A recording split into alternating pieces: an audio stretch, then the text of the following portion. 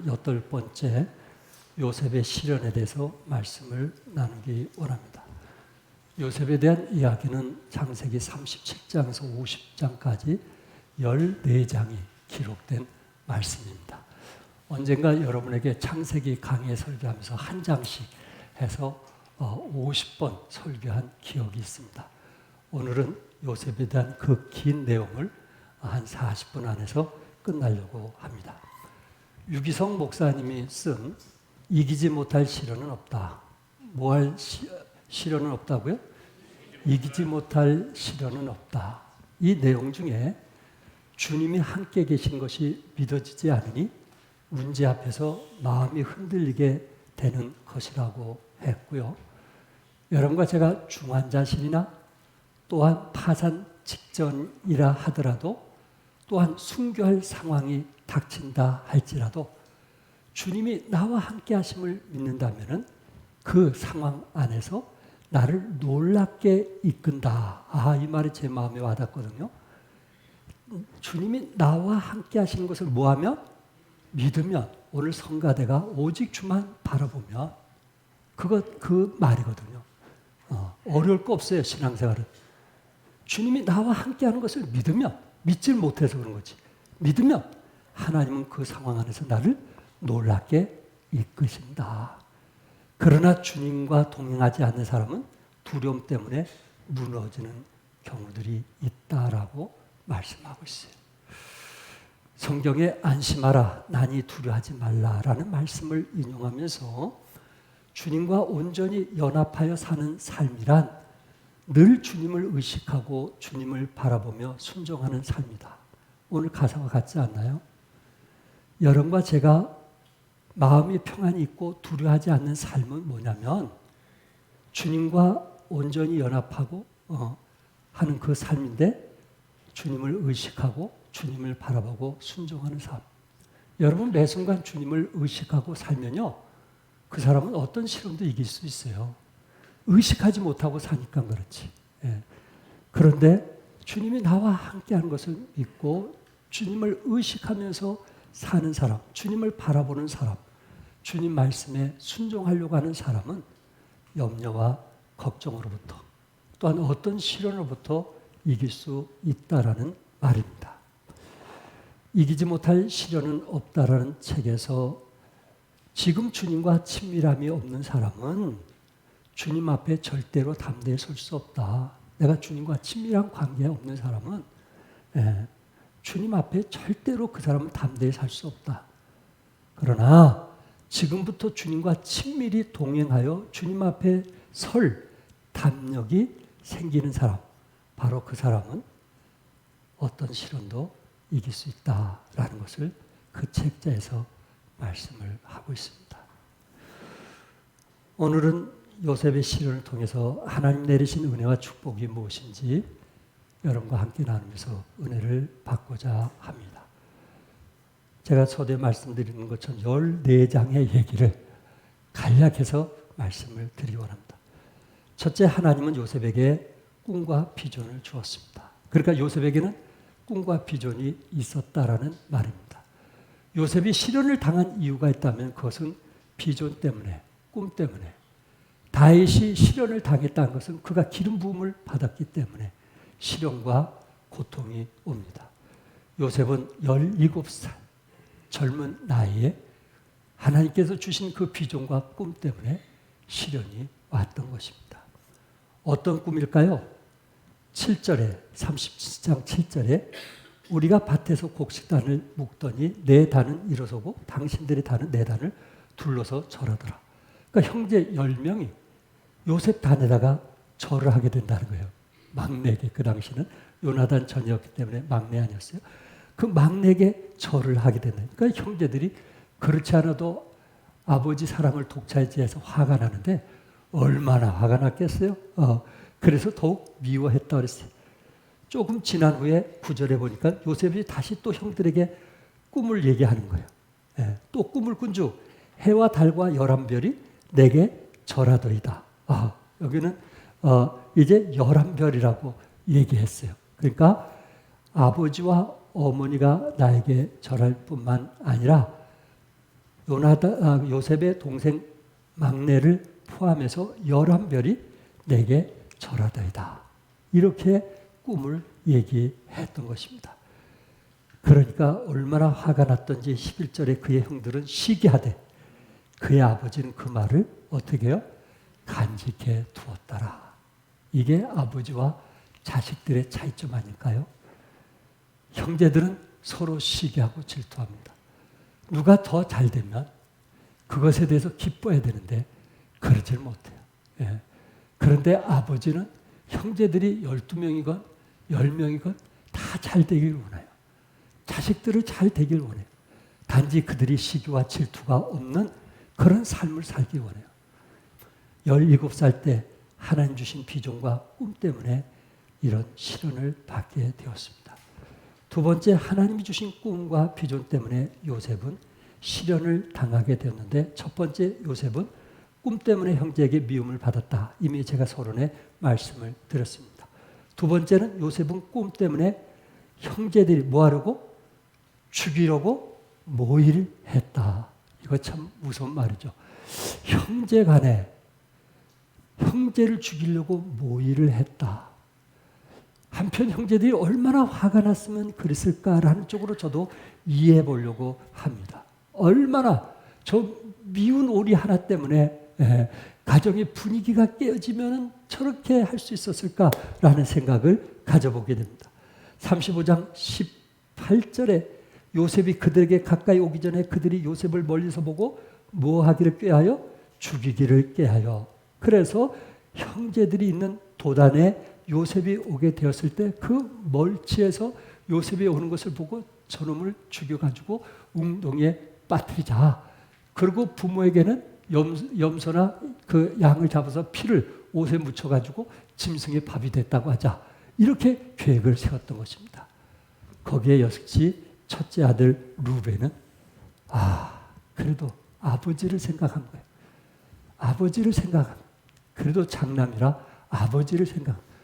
그래서 이 양 웅덩이에 빠뜨리는 거 죽이지 말고 빠뜨리자. 그래서 큰아들이 몰래 살려서 아버지에게 보내려고 했던 계획을 했던 것입니다. 그 말에 그냥 죽이지 않고 웅덩이에 빠뜨리는데 다행히 그 웅덩이에는 물이 없었던 거예요. 그래서 살 수가 있었습니다. 또한 세 번째, 요셉은 미디안 사람에게 노예로 팔리게 되었어요. 37장 28절에 그때 미디안 사람 상인들이 지나가고 있는지라 형제들이 요셉을 구덩이에 끌어올리고 은 20의 그를 이스마엘 사람들에게 팔매 그 상인들이 요셉을 데리고 애굽으로 갔더라. 이 양 웅덩이에 빠져 죽느니 그 아이를 이스마엘 사람들에게 상인들에게 파는 게 좋지 않겠느냐라고 유다가 제안을 한 거예요. 유다, 메시아의 그 후손인 유다가 제안을 했어요. 그래서 이 양 요셉을 여기 웅덩이에 빠뜨려서 죽이느니 그를 그 상인들에게 팔아서 노예가 되게 하는 것이 낫지 않겠느냐 하고 유다가 어떻게든지 생명을 구하려고 제안을 했습니다. 여러분, 형제 간에도 이렇게 의견이 분분한 거 여러분 아시죠? 살아보셔서 아시죠? 형제끼리도 그래요. 형제끼리도 어떤 것을 계획하기 위해서 의견이 분분하고 또 어떤 사람 삐지기도 하고 어떤 사람 마음 아프기도 하고 어떤 사람 또 마음 아파서 하기도 하고 참 쉽지 않는 그런 가족들을 우리가 보게 됩니다. 그런데 역시 루벤이나 또한 유다의 마음이 달랐다는 거예요. 아비의 마음을 가질 수 있었다는 거예요. 이게 중요한 거예요. 네 번째, 요셉은 애굽 보디발 친위 대장에게 팔렸습니다. 39장 1절 우리 같이 한번 읽겠어요. 시작. 요셉이 이끌려 애굽에 내려가매 바로의 신하 친위 대장 애굽 사람 보디발이 그를 그리로 데려간 이스마엘 사람의 손에서 요셉을 사니라. 지금 저희들은 요셉의 시련에 대해서 말씀을 드리고 있는 겁니다. 이런 과정들이 지금 쉽게 말씀드리지만은 요셉으로 볼 때 17살 먹은 아이가 웅덩이에 빠지고 자기를 죽이려고 눈치를 채고 또 상인에 의해서 팔렸을 때 그 과정에 요셉이 얼마나 힘들었겠어요. 자기는 아버지의 심부름으로 형제에게 찾아왔는데 그리고 자기가 하나님 주신 그 꿈을 얘기한 것뿐인데 이것을 시기하고 질투해서 좀 격려나 칭찬을 못하고 비웃고 조롱하고 어떻게 하든지 상처받도록 얘기하는 이런 주위의 사람들이 있을 수 있더라 하는 겁니다. 그걸로 끝난 것이 아니고 보리발 친위 대장에게 팔리게 되었습니다. 당시 노예가 된다는 것은 지난 수요일날 제가 노예에 대해서 말씀을 드렸기 때문에 기억하실 것입니다. 우리가 생각하는 것보다 훨씬 더 비참합니다. 노예에게는 자유가 없어요.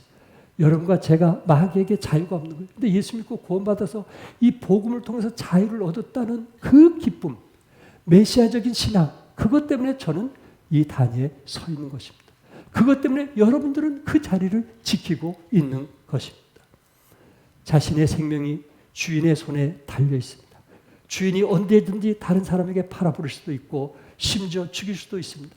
노예의 목숨은 우리가 흔히 하는 말로 파리 목숨과 다르지 않았습니다. 그는 죽도록 일만 했고요. 일을 다 했다고 칭찬받는 것도 아니었습니다. 죽도록 일을 하다가 늙으면요. 할 일이 없으면요. 주인이 갖다 버립니다. 또한 죽이기도 합니다. 이것이 그 당시의 노예의 모습이었습니다.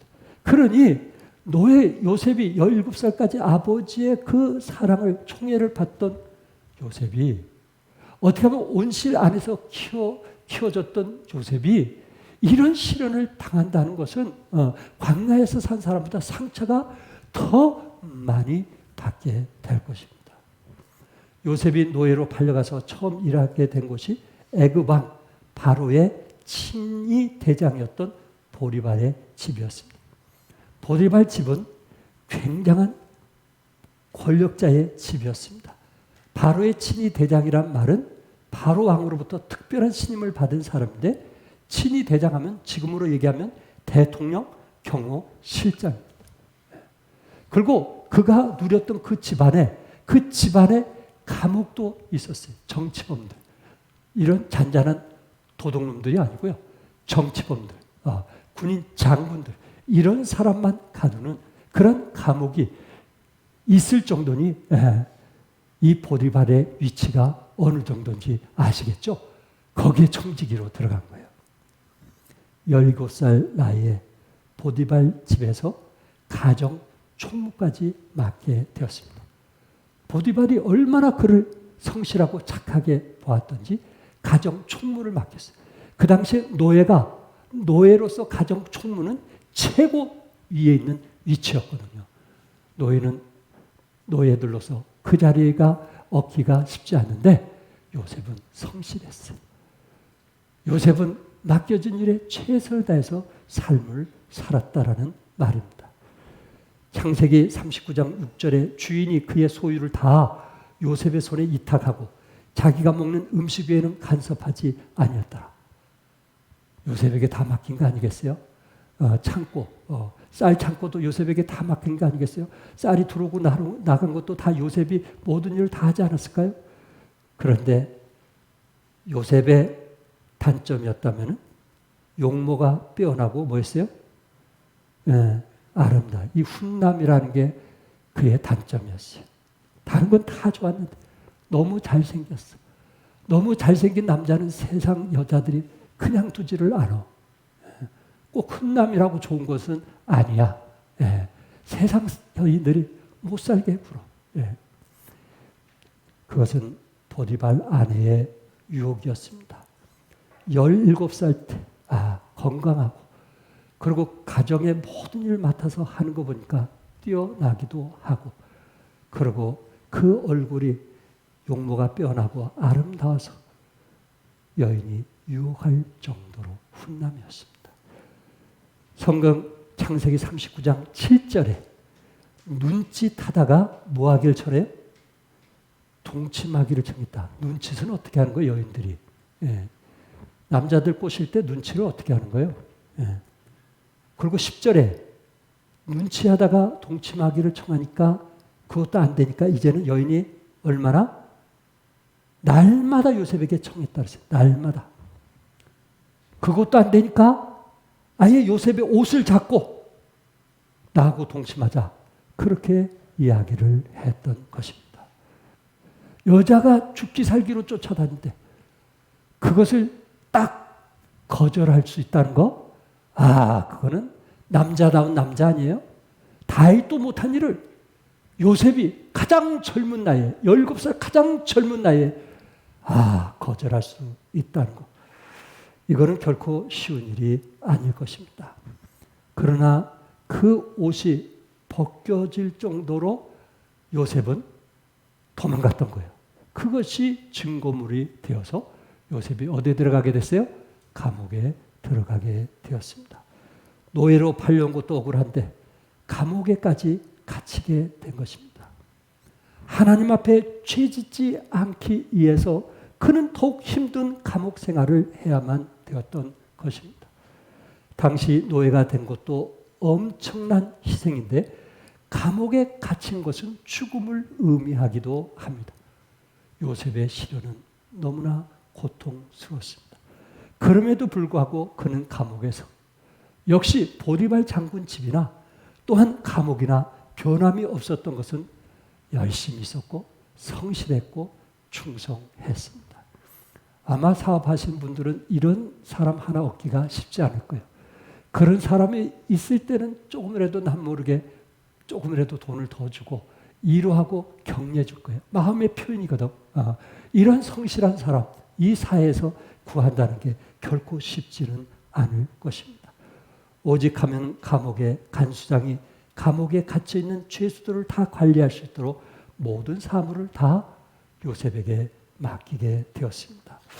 요셉이 참 형제들에게 팔리기도 하고 때로 보디발 장군의 노예로서 청지기로서 살기도 했고 또 감옥에 갇히면서 최소한 3년 이상 그곳에 있기도 했는데 요셉이 이러한 고통을 당하면서도 억울한 일을 당하면서도 원망하지 아니하고 그 시련을 감당할 수 있었던 것이 무엇일까? 그것은 17살 때 하나님이 요셉에게 주신 비전과 꿈이 있었기 때문에 그 시련 속에 오늘 찬양처럼 오직 누구만 바랐어요? 하나님만 바라본 거예요. 아침에 일어나면 하나님께 기도로 시작을 했고 또 점심 때 하나님을 찾기도 했고 또 저녁에 식사 기도할 때 성실하게 기도하면서 자녀들을 위해서 기도했고 매 순간순간마다 그는 하나님을 바라보고 하나님을 의지하는 그 사람만이 어떤 시련과 역경이 와도 그것이 우리에게 은혜와 축복으로 오게 된다라 하는 말입니다. 그러나 같은 신앙생활을 하더라도 하나님이 함께 하시는 것을 순간순간 믿지 못하고 오직 주님, 오직 예수 바라보지 못한 사람은 시련이 올 때에 그 순간 넘어지고 나약한 모습을 보이게 되는 것입니다. 요셉은 감옥에서 술 맡은 자와 떡 굽는 자를 만났습니다. 여러분이 아신 대로 40장 3절에 보면 그들을 친위 대장의 집 안에 있는 옥에 가두니 그러니까 다시 말해서 이제 요셉이 섬겼던 그 집에 감옥이 있었다는 거예요. 친위 대장 집 안에 누가 같이 들어왔냐면 술 맡은 관원장과 떡 굽는 관원장이 들어오게 되는 거예요. 그래서 이들이 두 사람이 동시에 꿈을 꾸지 않았나요? 동시에 꿈을 꿨을 때 술 맡은 관원장은 3일 후에 살 것이라고 했고 떡 맡은 관원장은 3일 후에 죽을 것이라고 꿈을 해석해 준 거예요. 그래서 떡 맡은 관원장은 죽고 술 맡은 관원장이 3일 만에 살아서 다시 바로 왕에게 일할 수 있는 왕 곁에서 술을 담당하는 독약이 있는가 없는가 그것을 감당하는 복직이 된 거예요. 그러니 얼마나 기뻤겠어요. 요셉이 보니까 이게 복직이 되면 바로 왕에게 좀 얘기해서 나를 좀 이 감옥에서 죄 없는 나를 좀 도와달라 그렇게 애거를 했어요. 14절 15절에 당신이 잘 되거든 나를 생각하고 내게 은혜를 베풀어서 내 사정을 바로에게 아뢰어 이 집에서 나를 건져주소서 나를 히브리 땅에서 끌어온 자요 여기서 옥에 갇힐 일을 행하지 아니했다. 나는 여인을 건드려 본 적이 없다 하고 술 맡은 관원장에게 얘기했단 말이에요. 그렇게 기대했던 술 맡은 관원장이 어땠는가요? 23절에 술 맡은 관원장이 요셉을 기억하지 못하고 그를 뭐 했더라? 잊었더라. 잊었더라, 세상에. 요셉은 그 사람에게 대한 기대가 있었잖아요. 이제 보디발 장군에게는 기대할 수가 없잖아요. 과거에는 자기 주인으로 모셨지만 감옥에 들어온 이상 그를 이제 얘기할 수가 없잖아요. 그러니까 술 맡은 관원장이 3일 만에 살았을 때, 다시 회복이 되었을 때 그를 통해서 이제 다시 나갈 것이라고 했는데 그것을 뭐 했어요? 잊었어요. 그런데 하나님의 섭리를 보면은 술 맡은 관원장이 잊은 것은 사실 하나님의 섭리였어요. 나중에 하시고 미리 하신 분도 있지만 그건 누구의 섭리였어요? 하나님의 섭리. 따라서 하나님의 섭리. 이거 중요한 얘기예요. 제가 오늘 여러분에게 중요한 얘기를 하는 거예요. 들을 기가 있으면 좀 같이 들으세요. 중요한 얘기를 하는 거예요. 혹시 그럴 일이 없기를 바라지만 집안 식구나 교회 안에서 서로 교제하다가 상처를 받는 경우가 있어요. 그런데 나는 상처를 받는데 상대방은 잊어버리고 사는 거예요. 이게 더 환장하고 미치는 거 아니에요? 상대방은 잊어버린 거 전혀 모른 채 하는 거예요. 이게 더 발칵딜 아니겠어요? 그러나 성경의 원리를 통해서 기억해야 될 것은 그것은 누가 있게 하셨다? 왜 대답이 없으실까? 누가 있게 하셨다? 하나님이 있게 하셨다라고까지 여러분이 신학이 성숙하면 여러분은 성장하는 거예요. 그것 때문에 여러분 마음 상하지 마세요. 그것 때문에 힘들어하지 마세요. 하나님께서 그 사람에게 잠깐 잃어버리게 한 거예요. 잃어버리게 한 거예요. 요셉은 너무 힘들었겠죠. 그런데 창세기 41장 1절에 만 2년 후에 그 일이 있은 후에 그러니까 술 맡은 관원장이 잊어버린 만 2년 후에 바로가 꿈을 꾼 줄 자기가 나일강 강가에 서 있는데 나일강 강가에 서 있다 그랬어요. 무슨 꿈을 꾼 거예요? 무슨 꿈을? 나일강 강가에 걷다 보니까 암소 7마리가 살이 찐 항상 살이 찐 7마리가 올라오는 거예요. 근데 또 한쪽에 보니까 바짝 마른 7 암송아지가 올라오는 거예요. 근데 조금 있다 보니까 살찐 암송아지가 마른 암송아지 7마리를 잡아먹는 거예요. 그리고 얼마 뒤에 또 꿈을 꾸는데 벼 이삭이 자라면서 그 이삭 안에 알곡이 커다란 게 7개가 있는 거예요. 한쪽에는 마른 이삭이 알곡이 아주 말라있는 게 있는 거예요. 성경에 보니까 풍랑, 바람이 불어서 그렇게 말랐다고 했어요. 근데 조금 있다 보니까 그 알곡이 풍성한 것이 마른 7 그 이삭을 잡아먹는 거예요. 세상에. 이런 알곡을 잡아먹는 이런 일이 있어서 마술사하고 술객하고 그 당시 바로는 세계를 정복하던 시대니까 그 밑에 얼마나 훌륭한 이제 박사들이 많았겠어요. 그분들에게 다 물어도 대답하지 못하는 거예요. 이때 그 고민하는 것을 누가 곁에서 봤어요? 늘 술을 따라줬던 술 맡은 관원장이 누가 생각나는 거예요? 요셉이 생각나는 거예요. 세상에 2년 지난 후에 생각이 나요. 그래서 왕이여 나의 죄를 용서하옵소서 하면서 바로 감옥에 있을 때 이런 사람이 있습니다 하고 요셉을 소개했고 요셉이 밖에 나와서 해몽을 하되 그것이 7년 뭐예요? 7년 동안 뭐예요? 풍년이고 7년 동안 뭐예요? 흉년이 걸릴 거다 하는 것을 예언해 주었던 것입니다. 그 일을 통해서 요셉이 애굽에 뭐가 됐어요? 총리가 되었습니다. 놀라운 일 아닙니까? 물론 이런 상황들은 지금 제가 실현해서 말씀을 드린 거예요. 끝으로 그 시련이 왜 요셉에게 축복이 되고 하나님의 은혜가 되었느냐 그것을 말씀드리려고 하는 것입니다. 우리 39장 2절과 3절 세 번째 대지인데요. 우리 다 같이 한번 읽겠어요. 시작. 그의 주인이 여호와께서 그와 함께 하심을 보며 또 여호와께서 그의 범사에 형통하게 하심을 보았더라. 그의 주인이 여호와께서 그와 함께 하심을 보며 또 여호와께서 그의 범사에 혈통하게 하심을 보았더라. 지금 이 말씀은 요셉이 많은 시련 속에서도 하나님을 바라보았어요. 요셉이 한 거는 단 한 가지, 하나님만 의지했어요. 이게 중요한 거예요. 오늘 여러분 특성, 정말 여러분 생에 너무 중요한 특성을 했어요. 정말. 그것이 시련을 이기느냐 지느냐, 하나님 말씀에 순종하느냐 순종하지 않느냐, 여러분이 오늘 특성한 그것이 여러분의 답변이에요.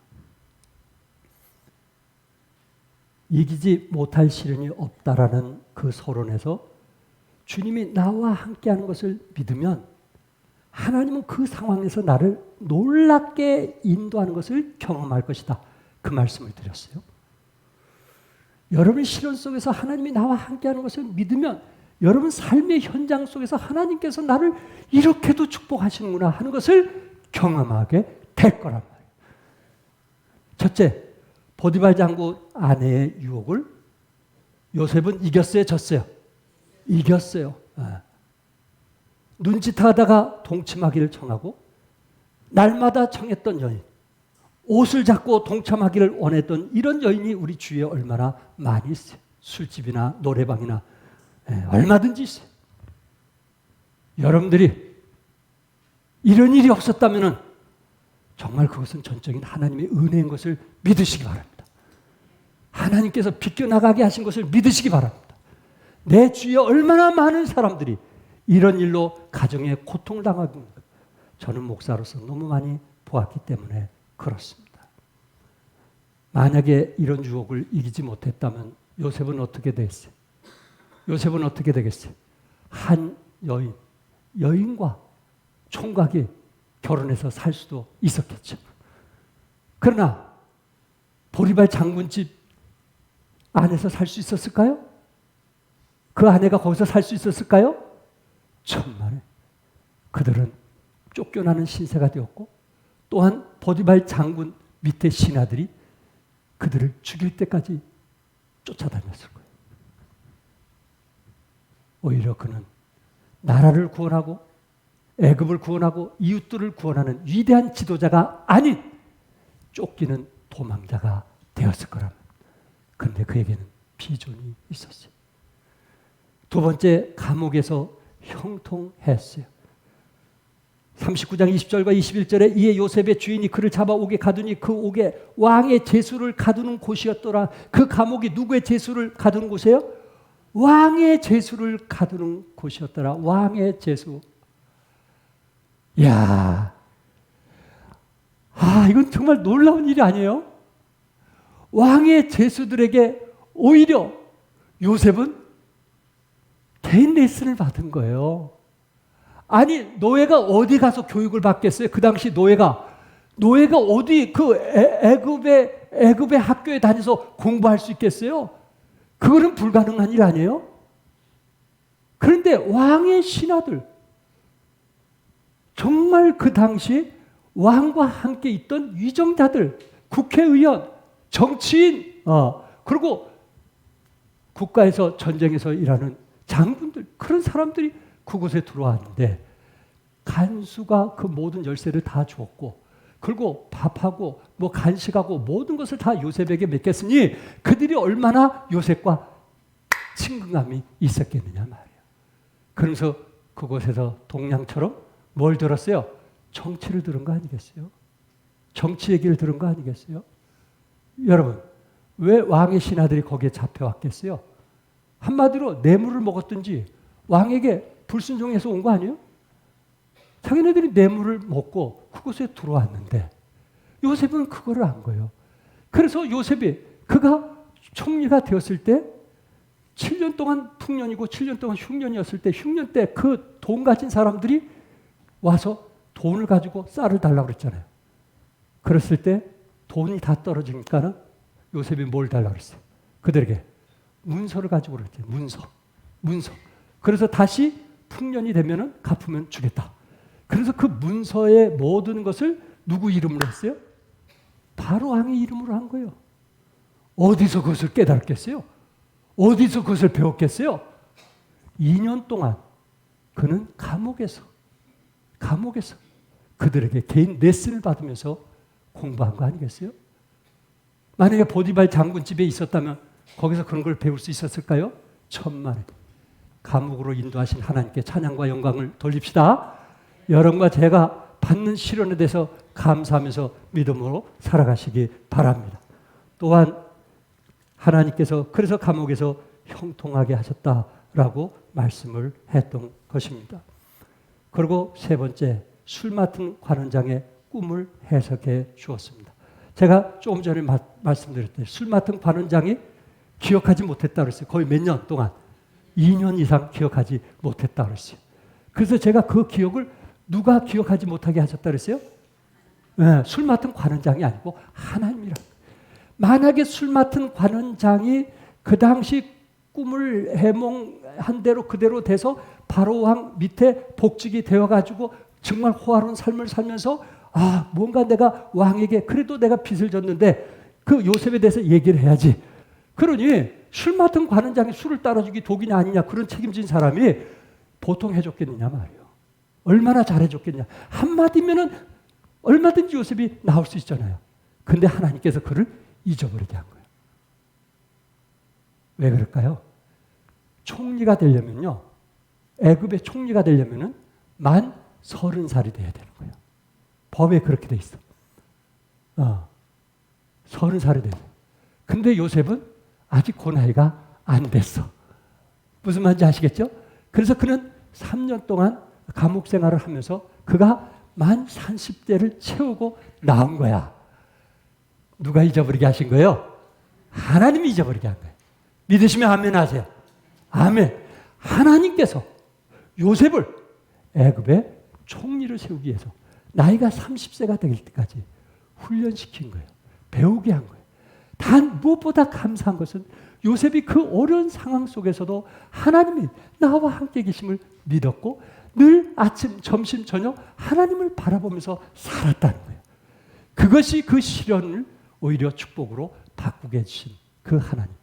여러분과 저도 어떤 시련이 와도 하나님을 바라보고 하나님을 의지하면 이런 축복이 임하시라고 저는 믿습니다. 네 번째 끝으로 요셉은 애굽에서 형제들을 만났을 때 뭐 해줬어요? 여러분이 잘 아시는 뭐 해줬어요? 용서해줬어요. 야, 제가 두 구절을 읽겠는데요. 45장 5절과 8절 우리 한번 다 같이 읽겠어요. 시작. 당신들이 나를 이곳에 팔다가 해서 근심하지 마소서, 한탄하지 마소서. 하나님이 생명을 구원하시려고 나를 당신들보다 먼저 보내셨나이다.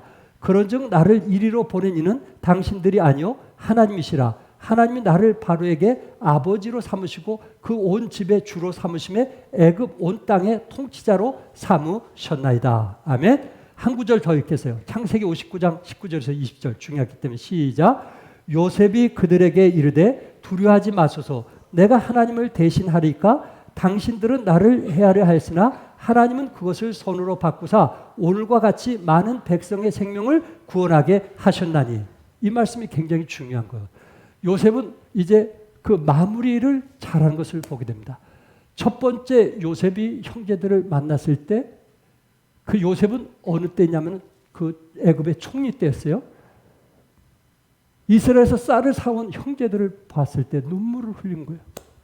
그리고 결국은 요셉이 숨길 수가 없어서 그들이 내 형제라고 이야기를 하잖아요. 그렇죠? 그가 형제들이 벌벌 떠는 거예요. 이제 우린 죽었구나. 우린 죽었구나. 17살 때 우리가 웅덩이에 빠뜨리고 그를 애굽의 노예로 팔고 그리고 돈을 주고 팔았으니 이제 우리는 죽었구나. 아마 거기에서 사시나무 떨듯이 떨었을 거예요. 그럴 때 요셉은 뭐라고 그랬어요? 하나님이 우리를 구원하기 위하여 나를 앞서 보냈다. 이렇게 말하고 있는 거예요. 그런 믿음을 가진 요셉이 형제들을 미워할 수 있을까요? 없을까요? 미워할 수 있어요? 없어요? 하나님이 나를 앞서 보내서 애굽의 그 총리가 되게 했다는 것을 알게 되었을 때 요셉이 형제들을 미워할 수 있어요? 없어요? 기억하세요? 요셉이 그때가 언제냐면은 이미 17살 때에 야곱의 품에서 떠났기 때문에 예배를 제대로 드렸겠어요? 하나님께 제물을 제대로 드렸겠어요? 외국에 와서 노예로 있으면서. 그거는 불가능한 일이죠. 군생활에 하면서 훈련받으면서 성경책 읽을 수 있어요? 저는 군생활 3개월 훈련받으면서 침대에서 10시 넘었을 때 성경책을 읽기 시작했어요. 그건 쉬운 일이 아니에요. 마음에 있는 사람만 할 수 있어요. 자, 요셉은 어떠했을까요? 그가 30살에 애굽의 총리가 되기까지, 또한 총리가 돼서 또 7년 풍년이고 또 7년 6년 때 형제들이 찾아오기까지 그는 스스로 아마 경건의 시간을 갖지 않았을까? 아버지를 떠났고 형제를 떠났고 예배를 떠난 곳에서 그가 신앙생활을 할 수 있다면, 아니, 하나님께서 여기까지 앞서서 인도하셨다고 고백할 수 있고 형제들을 용서할 수 있었던 것은 결국은 그가 애굽에 물이 든 것이 아니고 우상 숭배에 물이 든 것이 아니고 거기서 오로지 여호와 신을 바라보고 살았기 때문에, 스스로 다니엘처럼 창문을 열고 기도하며 경건의 시간을 가졌기 때문에 그의 신앙을 유지하지 않았겠느냐는 거예요. 요셉은 메시아 신앙을 가진 거예요. 여러분, 경건의 신앙을 가질 때, 경건의 글을 쓸 때 거기에 메시아를 바라보고, 제가 아까 기도할 때 했지만은 왜 경건의 시간을 가지면 내가 잘못이 없는데도 왜 잘못했다고 쓸까요? 하나님 제 부족한 점이 있다면 저부터 용서해 주세요. 왜 그렇게 마지막 글을 쓸까요? 그건 메시아 신앙 아닐까요? 나를 통해서 상대방 믿음이 성숙하고 더 성장하고 그리스도를 알아가고 예수 믿고 구원받기를 원해서 내가 항상 메시아적인 신앙을 갖기 때문에 결국은 끝에 내 부족함을 용서해달라고 그렇게 마지막 쓰고 책을 덮는 거 아닐까요? 요셉은 그런 믿음이었어요. 스스로 그렇게 신앙생활하지 않았다면 그 우상 숭배하는 애굽에서 자기의 신앙을 지킬 수가 없었어요. 또한 50장의 마지막, 아버지가 야곱이 죽을 때 형제들이 또 사시나무 떨듯이 떨었던 거예요. 야, 이제 아버지가 죽으니까 우리를 감옥에 가두겠지? 아버지 살았을 때는 괜찮은데 아버지 돌아가셨으니까 이제 우리를 또 감옥에 가두겠지? 우리 자식들도 다 죽이겠지? 그런 생각을 했는데 요셉은 뭐예요? 하나님께서 악을 무엇으로 갚으셨다? 그런 믿음을 가진 거예요. 그 사람만이 용서할 수 있는 거예요. 이거는 한 단계 수준이 높은 거예요. 그렇구나. 어떤 사람은 나에게 상처 줄 수 있어요. 아픔을 줄 수 있어요. 그 사람을 여러분이 용서할 수 있는 것은 어떤 것이 있을까? 요셉과 같은 믿음이에요. 당신이 나를 비난하고 저주했지만, 조롱했지만, 그러나 그 아픔으로 인해서 나는 하나님 앞에 더 나가게 되었고, 그리고 경건한 시간을 갖게 되었고, 그리고 눈물을 흘리면서 하나님만 의지하게 되었단 말이에요. 이제는 사람을 의지하기보다는 전적인 하나님을 의지하게 되었단 말이에요. 그리고 하나님을 의지하니까 하나님께서 새로운 축복들을 나에게 주시더란 말이에요. 상상할 수 없는, 내가 원수를 미워할 때보다 미워하지 않을 때 오는 그 축복은 말로 표현할 수 없는 그 축복을 나만이 누릴 수 있더란 말이에요. 그러니까 미워할 수가 없는 거예요. 하나님이 저 사람을 통해서 나를 훈련하는 거예요. 이게 바울의 고백 아닌가요? 네. 그리고 요셉은 그 시간이 많이 지났지만 아버지가 130세에 오셔가지고 돌아가실 때까지 많은 세월이 지났지만 그때도 형제들에 대해서 끝까지 뭐 했어요? 사랑했어요? 미워했어요? 변했어요? 변하지 않았어요? 변하지 않았어요. 이게 진정한 용서예요. 내가 저 사람을 용서한다는 것은 어디까지 용서한다는 거예요? 끝까지 용서하는 거예요. 근데 만약에 여러분 중간에 또 튀어나오고 중간에 저 사람 생각하면 또 튀어나오고 중간에 저 사람, 이거는 성경이 원하는 용서가 아니에요. 그 용서하지 못한 것 때문에 내 마음은 한 감옥 안에 갇혀서 평생을 사는 거예요. 우리는 복음으로 여러분에게 뭘 줬어요? 자유를 줬어요. 기쁨을 줬어요. 부부지간에, 가족간에 행복을 주었어요. 그런데 내 안에 쓴뿌리가 감옥에 갇힘으로 나는 평생 그것 때문에 내 마음도 상하고 다른 사람에게 좋은 얘기가 나가지 않고 불편하면 불편한 대로 편하지 못한 그런 모습을 드러내게 되는 거예요. 왜? 내 마음에서 어릴 때 몸에 밴 그것이 완전히 주님의 십자가로 용서가 안 돼서 나타나는 모습이라는 거예요. 사랑하는 성도 여러분, 요셉을 통해서 우리가 배울 수 있는 교훈이 무엇일까요? 그는 모든 것을 잃은 것 같은 시련과 고통과 어려움이 있었지만 그 속에 하나님이 함께 하심을 믿었고, 그리고 늘 삶 자체가 노예 생활하면서도 하늘을 바라보면서 하나님 저 아시죠? 하나님 제 어려움 아시죠? 하나님 저 힘든 거 아시죠? 저 하나님만 의지해요? 하나님만 사랑해요?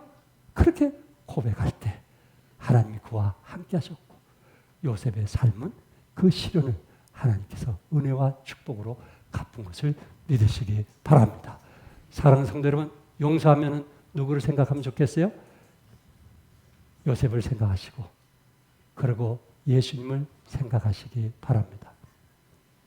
야곱은 히브리서 11장에 그는 교활하고 자기 지식을 가지고 살았고 꾀를 가지고 살았지만, 야곱은요 히브리서 11장에 단 한 절로 나오고 있는데, 그가 마지막 임종할 때 지팡이를 짚고 그 머리를 지팡이다 대고 하나님을 경배했다. 그것이 히브리서 11장의 믿음장이 기록된 거예요. 여러분 그 말씀 이해되겠어요? 야곱이 어떻게 살아온 것을 지난주에 말씀을 드렸기 때문에 그가 지팡이를 짚고 그 지팡이 위에다가 서서 쓰러질 수 있는데 서서 머리를 대고 하나님께 경배했다. 이거는 그 과정 속에서 와 얼마나 대단한 믿음인가 하는 것을 한마디로 보여준 거예요. 요셉은 히브리서 11장에 뭘 보여줬을까요? 한마디로 요셉은 그가 마지막 임종할 때 이스라엘 백성들에게 너희들은 이곳에 더 있지 말고 떠나라고 했어요. 젖과 꿀이 흐르는 하나님의 땅으로 떠나라. 그런데 안 떠났잖아요. 그래서 그 고통당한 거 아시죠? 그리고 또 하나, 내가 죽었을 때 내 유고를 이곳에 두지 말고 이스라엘에 이장시키라. 너희들이 떠날 때 같이 떠나라. 이 장의 의미가 이런 거예요. 하나님이 계신 곳에 나도 있게 해달라.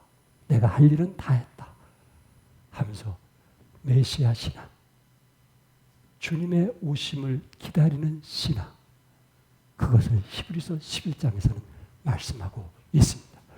사랑하는 성도 여러분, 다른 사람을 용서하되 다른 마음 갖지 마시고, 주님, 내가 주님의 고난의 길을 갑니다. 메시아 신앙이 되게 해 주시옵소서. 내가 저 상대방을 용서하고 이해하고 불쌍히 여김을 통해서 저 신앙이 회복되게 해주고 주님을 더 아름답게 섬겨서 하나님 나라가 확장이 되는 메시아 신앙을 하게 해주옵소서. 그러한 경건의 삶이 여러분 가정에서 이루어지기를 주님의 이름으로 축복합니다. 기도하겠습니다. 아버지 하나님 감사합니다. 감사.